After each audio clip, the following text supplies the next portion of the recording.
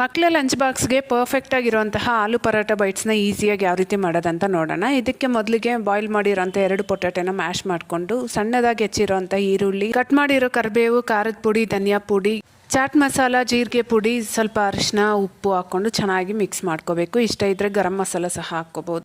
ನಾನು ಮಕ್ಳಿಗೆ ಮಾಡ್ತಾ ಇರೋದ್ರಿಂದ ಗರಂ ಮಸಾಲ ಸ್ಕಿಪ್ ಮಾಡಿದ್ದೀನಿ. ಈಗ ಚಪಾತಿ ಹಿಟ್ಟನ್ನು ತಗೊಂಡು ಈ ರೀತಿ ಲಟ್ಟಿಸ್ಕೊಂಡಾದ್ಮೇಲೆ ನಾವು ರೆಡಿ ಮಾಡಿ ಇಟ್ಕೊಂಡಿರೋಂತಹ ಸ್ಟಫಿಂಗ್ನ ಇಟ್ಕೊಂಡು ಕೈಯನ್ನು ನೀರಲ್ಲಿ ಸ್ವಲ್ಪ ಅದ್ಕೊಂಡು ಈ ರೀತಿ ಈಕ್ವಲ್ ಆಗಿ ಸ್ಪ್ರೆಡ್ ಮಾಡಿ ರೋಲ್ ಮಾಡ್ಕೋಬೇಕು. ಇದನ್ನು ಲಂಚ್ ಬಾಕ್ಸ್ಗೆ ಅಷ್ಟೇ ಅಲ್ಲದೆ ಈವ್ನಿಂಗ್ ಸ್ನ್ಯಾಕ್ಸ್ ಆಗಿ ಟೊಮೆಟೊ ಕೆಚಪ್ ಜೊತೆ ಕೊಡ್ಬೋದು, ಅದು ಸಹ ಚೆನ್ನಾಗಿರುತ್ತೆ.